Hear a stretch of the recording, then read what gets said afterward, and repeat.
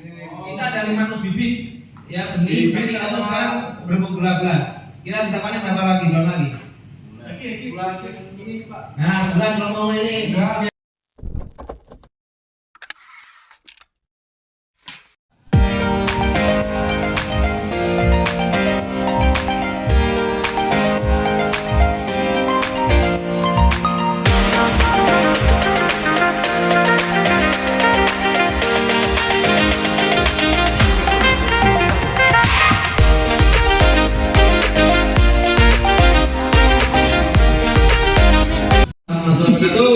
Waalaikumsalam. Bang Sampar, Mas B, dan ini Pak Topik aja nih. Oke, Pak Saya nih W1 Bang Sampar 1 hadir ya. Misal W1, W2. Hah? Pengurus Bang Sampar. Mantap Pak RT ini. Ayo Pak maju Pak. Terus Bang Sampar RK ini Kak. Wah ini kemarin disinggung masalah Bang Sampar RK ini. 1 ton. Wih, mantap. RW siapa sih? Nah iya. Adanya mana Pak? Adanya mana Pak? Nah iya ini makanya saya bicarakan di sini nih. Ya kita ada siapa juga. Ini belum ada Bang Sampar RW 4 sama RW 2 ya. RW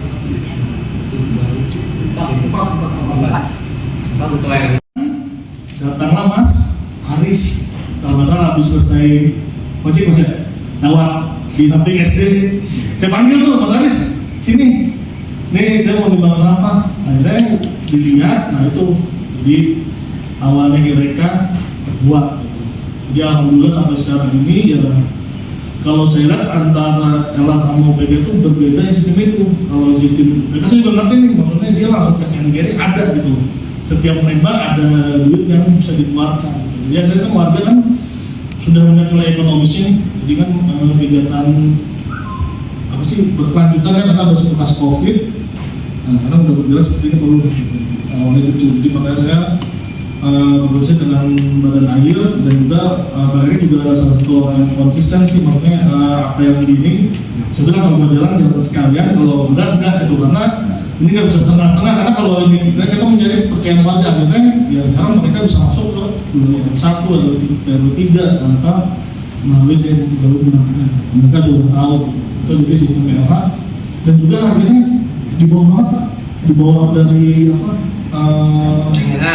ya di bawah dari biasa kita timbang, itu terlalu jauh harganya, terlalu jauh.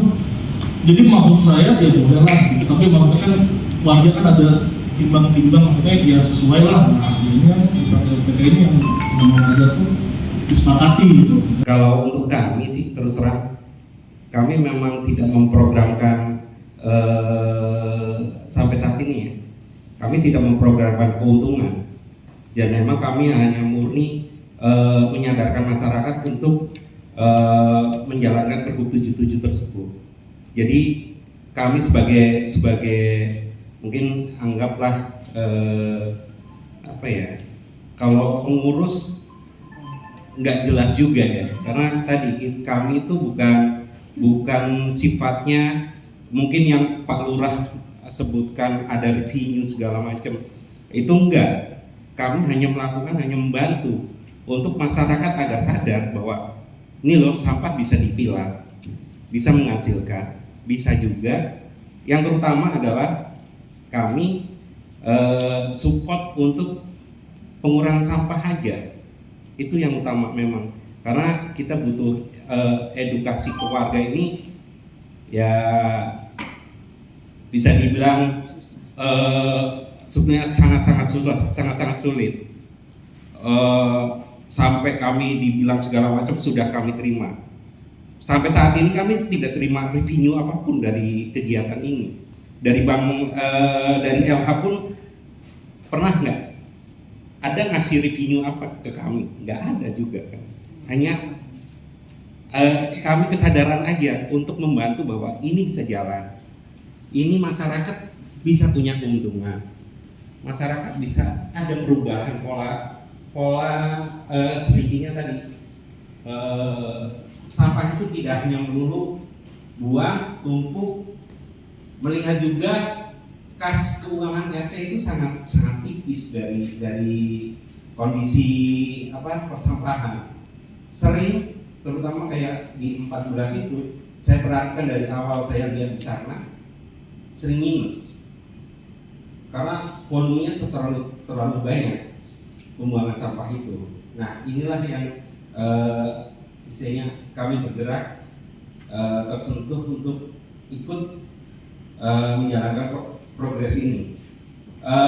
Kalau secara nilai itu saya udah kontak dengan beberapa bank sampah yang besar. Memang dari satu sisi kendalanya adalah terutama tadi kalau kami setelah diskusi kami tidak punya tempat, itu yang nggak akan berkembang. Assalamualaikum warahmatullahi wabarakatuh. Terima kasih kepada Bapak. Pertama-tama saya ucapkan terima kasih kepada Bapak Ibu semuanya. Saya cuma menjelaskan sedikit, tentunya ntar teman saya. Sementara kita itu di UPS Badana itu kita sebagai pembantu Pak, pembantu dari LH Darat. Arahnya seperti itu. Cuman LH Darat sekarang mungkin kebanyakan kerjanya atau gimana gitu Pak. Jadi kita perbantuan ke mereka sebenarnya, jalurnya ke arah situ Pak. Jadi kita diadakan satu dari UPK itu yang namanya LPS. Gitu, Pak.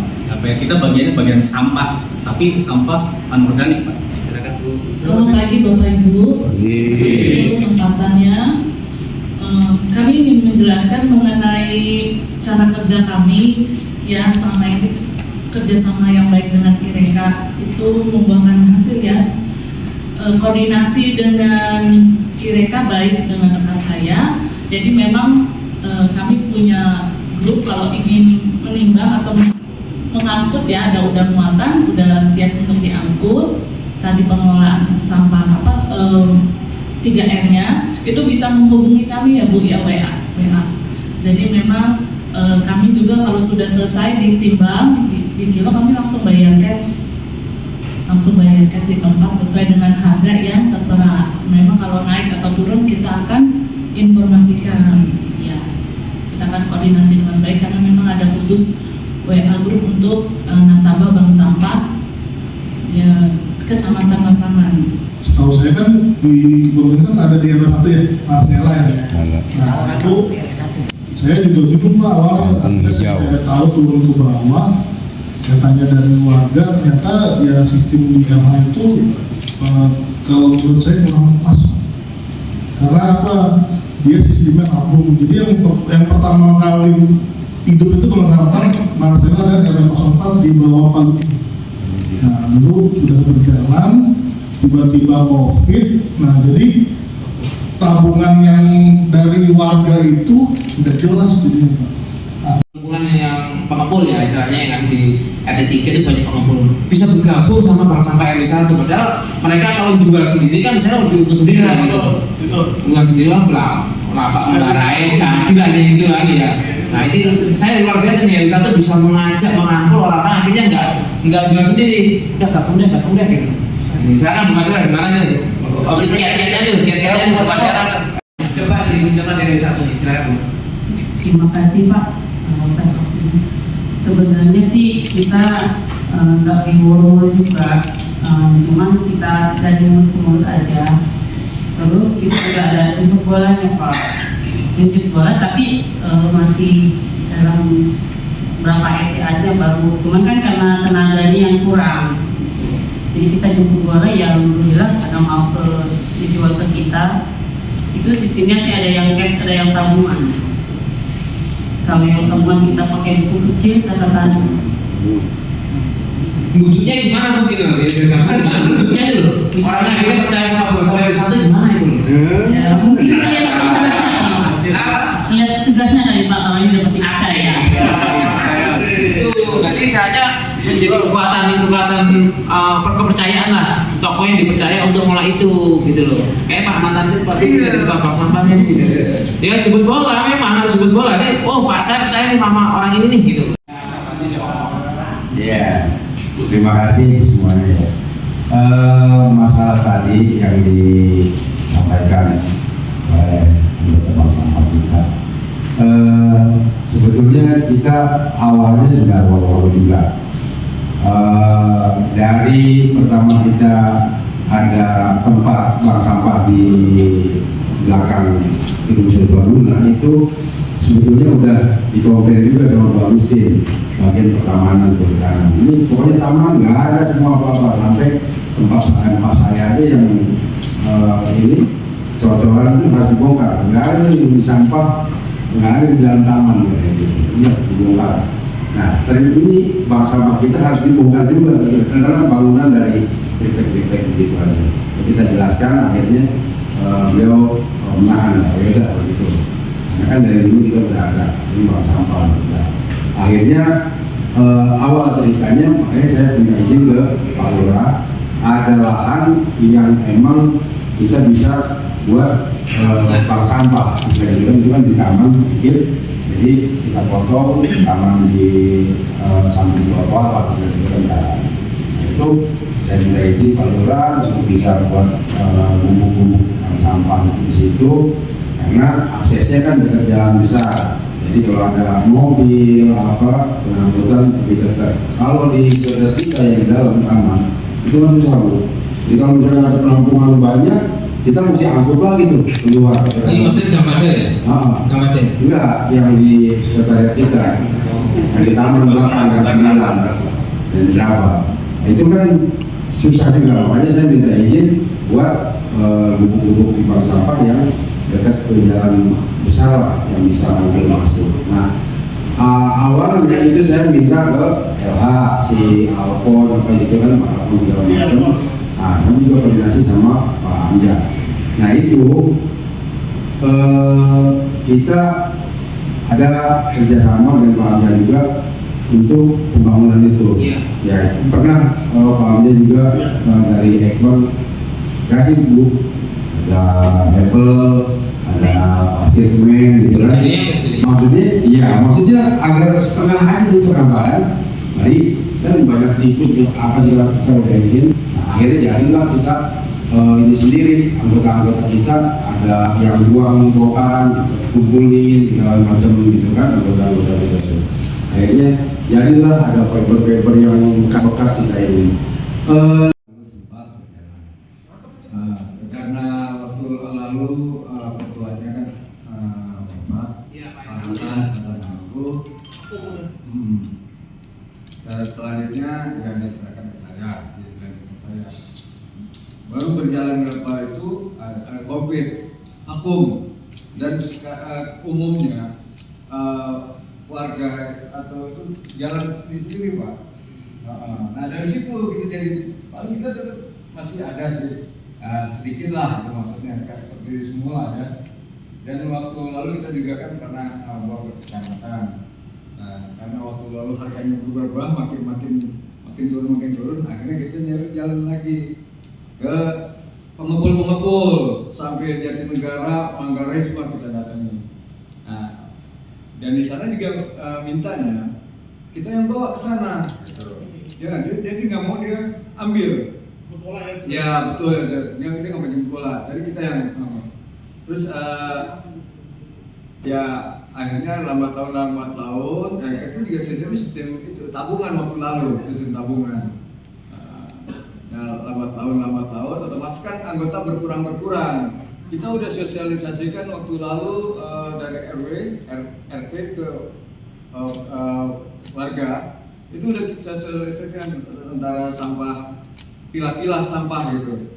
Ya awalnya berjalan Pak, tapi lambat laun ya setelah gimana ya sekarang berjalan di tempat apa adanya gitu. Tetap memang masih ada, tapi nggak seperti dulu lah gitu. Ya terima kasih Pak. Kalau memang mau nggak apa-apa, satu rak kami kasih ke RW, saya kembali lagi. Gitu. Mantul, apa di RW1.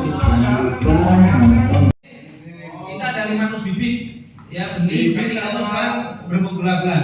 Kira kita panen berapa lagi? Bulan lagi?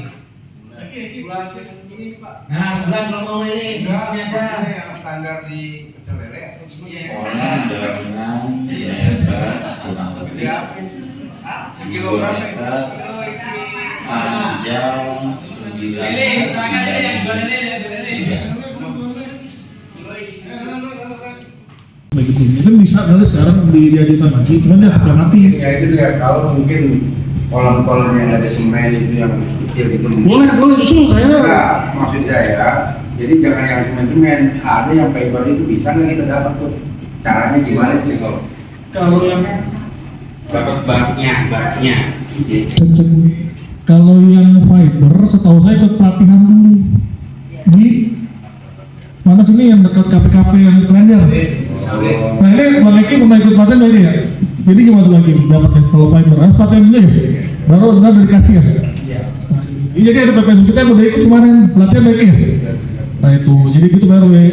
Jadi kita bikin tim, nanti timnya itu nanti kalau di 17 kan dapat tuh. Karena kan dia kan Daus itu kan pertama mengelola, kamu dari bank sampah sih 17 itu dari bank sampah, terus ikut urban farming pelatihan, dapat tuh rakyat tuh yang putih. Jadi itu dulu anggota reses dari 15 orang RT 16 dan RT 15. Itu besoknya jadi sistemnya sistem dadakan. Sore minta, besok lagi pelatihan, misalnya lagi rapat di wali kota saat itu. Nah, akhirnya kagak dapat tuh. Nah, Bu Ar bilang sama saya, Pak Hamzah, saya ada anggota reses. Ini gimana buat pelatihan besok? Ya udah, saya alihkan ke 17 aja semua kadernya ikut. Betul, plus RT 16, 2 RT ini kalau saya 15 orang tuh. Nah, karena di sana lebih dominan ke 17, makanya rak hidroponik itu dapat di 17. Terus ada lagi pelatihan budidaya ikan. Karena urban farming berjalan, makanya jadi diteruskan gitu. Itu setelah latihan kalau dikasih bak yang mana diri itu. Iya, mana diri. Maksudnya kalau bisa dibikin siapa aja nih anggota yang mau budidaya lele, terus budidaya farming, nanti saya kasih ke Bu Ar. Ini Bu Ar, R1 sudah ada. Kalau bisa diminta bibitnya. Nanti otomatis, karena kan pelatihan itu jadi awalnya 17 itu maju itu nggak langsung otomatis, jadi berjenjang. Makanya di RW3 itu ada kampung proklaim kemarin dapat tingkat pertama, karena itu salah satunya di Sumbang RT 17. Karena banyak sampah, maggot, urban farming, penghijauan, dan juga lomba gotong royong. Lomba gotong royong itu tingkat wali kota, tapi kita nggak masuk provinsi, jadi juara 4 gitu.